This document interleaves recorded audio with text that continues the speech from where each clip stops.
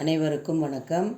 இன்றைக்கி சார் சொல்லி கொடுத்த இந்த சைனா ஃப்ளவர் வாஸ், அதாவது அப்படின்னு சொல்லக்கூடிய அந்த ஜுவல் பாக்ஸு, அதை இப்போ எப்படி செய்கிறதுன்னு நம்ம தெரிஞ்சுக்கலாம். ஃபஸ்ட்டு ஸ்கொயர் ஷேப்பில் இருக்கிறத ஷால் பேஸுக்கு கொண்டு வந்துட்டு பின்னாடி இந்த ரைட் சைடில் இருக்கிற கார்னரை கீழே இருக்கிற அந்த சென்டர் கார்னருக்கு தொடும்படி வச்சு மடிச்சுக்கோங்க. அண்ட் தென் அதே மாதிரி அதர் சைடும் பண்ணிக்கோங்க. லெஃப்ட் சைடில் இருக்கிற கார்னர் மிடில் கார்னருக்கு டச் பண்ணுற மாதிரி வச்சு மடிச்சுக்கோங்க. மடித்தா இந்த மாதிரி வரும். இதை இப்போது ஓப்பன் பண்ணிவிட்டு இந்த கார்னர் சைடில் இருக்கு இல்லையா, இதை ஓப்பன் பண்ணி இந்த மேல் மடிப்பு உள்ளே போகிற மாதிரி மடிக்கணும். அதுக்கு இந்த மடிப்பை கொஞ்சம் இப்படி அமுத்தி விட்டிங்கன்னா, இந்த மடிப்பையும் கொஞ்சம் அமுத்துனீங்கன்னா ஆட்டோமேட்டிக்காக இந்த பேஜ் கரெக்டாக வந்துடும். நமக்கு கொஞ்சம் பொறுமையாக செய்யுங்க. கீழே வச்சு சார் சொல்கிற மாதிரி கீழே வச்சு மடிங்க. அதே மாதிரி ஆப்போசிட் சைடும் உள்ளார இருக்கிற இந்த மடிப்பை மட்டும் கொஞ்சம் நமக்கு தேவையான அளவு அந்த மடிப்பை இப்படி நமக்கு எப்படி வேணுமோ அப்படி மடிச்சுக்கிட்டிங்கன்னா உங்களுக்கு ஈஸியாக மடிக்க வந்துடும். ரெண்டு பக்கமும் வச்சு பண்ணிங்கன்னா ஸ்கொயர் ஷேப் வந்துடும். இந்த பக்கம் உள்ளார ஒரு ஸ்கொயர், மேலே ஒரு ஸ்கொயர், பேக் சைடு ஒரு ஸ்கொயர், அதே மாதிரி இந்த பக்கமும் ஒரு ஸ்கொயர். இப்போது இப்படி மேலே வச்சுக்கணும். மேலே ஓப்பன் பண்ணுற மாதிரி வச்சுக்கணும்.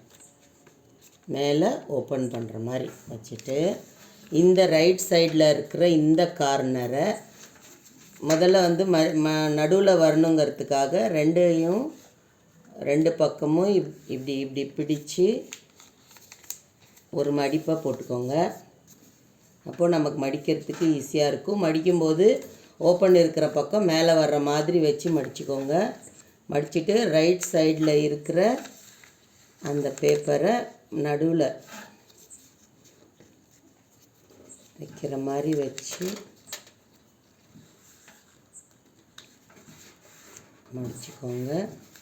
தென் ஆப்போசிட் சைடும் அதே மாதிரி வர்ற மாதிரி மடிச்சுக்கோங்க. தென் அப்படியே பேக் சைடும் அதே மாதிரி மடிச்சுக்கோங்க.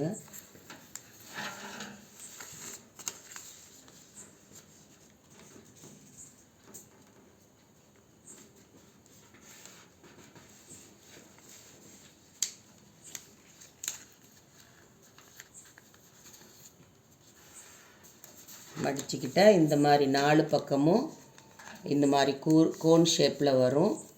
அதுக்கப்புறம் கீழே இருக்கிறத மொத்தமாக இப்படி மடித்து விட்டுருங்க. இதுதான் நமக்கு அந்த ஃப்ளவர் வாஸ் வரத்துக்கு உண்டான பேஸ். இதுதான்.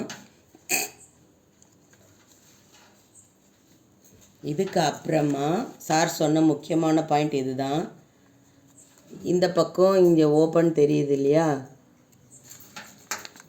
இந்த ஓப்பனை கையை விட்டிங்கன்னா இங்கே ஓப்பன் ஆகும். கை உள்ளே விட்டிங்கன்னா கோன் மாதிரி வரும். அந்த சென்டர் பாயிண்ட்டும் அந்த சென்டர் லைனும் கரெக்டாக வர்ற மாதிரி மடிச்சுக்கோங்க. சேம் அதே மாதிரி இந்த சைடும் உள்ளே விட்டிங்கன்னா, கை உள்ளே விட்டோம்னாக்கா ஓப்பன் ஆகும்.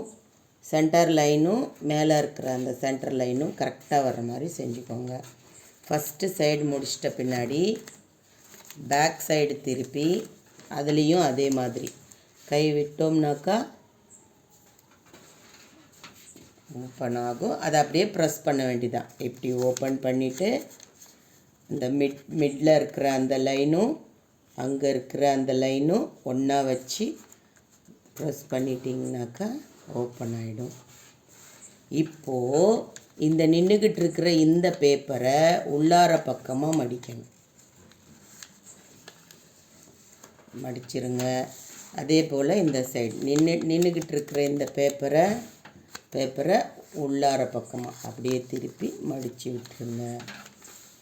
அதே மாதிரி பேக் சைடு இந்த பக்கம் இருக்கிற பேப்பரை பின்னாடி பக்கமாக மடித்து விட்டுருங்க. இதே மாதிரி இந்த பக்கம் இருக்கிற பேப்பரையும் உள்ளார பக்கமாக மடித்து விட்டுருங்க. மடித்து விட்டுட்ட பின்னாடி இந்த மேலே இருக்கிற இந்த பேப்பரை அதுக்கு எவ்வளோ தூரத்துக்கு மடிக்க முடியுமோ அவ்வளோ தூரத்துக்கு மடித்து விட்டுருங்க.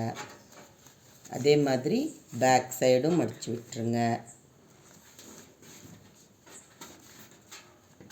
அப்புறமா இந்த சைடில் இருக்கிறத இப்படி ஓப்பன் பண்ணணும். அதே போல் இந்த பக்கம் இருக்கிறதையும் இப்படி ஓப்பன் பண்ணிவிட்டு அதே மாதிரி வச்சு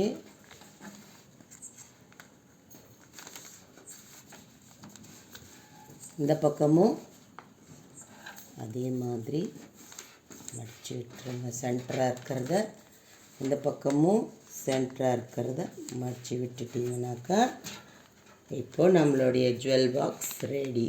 உள்ளார கையை விட்டு இந்த கீழே இருக்கிற இந்த மடிப்புகளை நமக்கு சரி செஞ்சோம், கரெக்டாக பண்ணோம் அப்படின்னாக்கா ஆட்டோமேட்டிக்காக நமக்கு பாக்ஸ் ரெடி ஆயிரும்.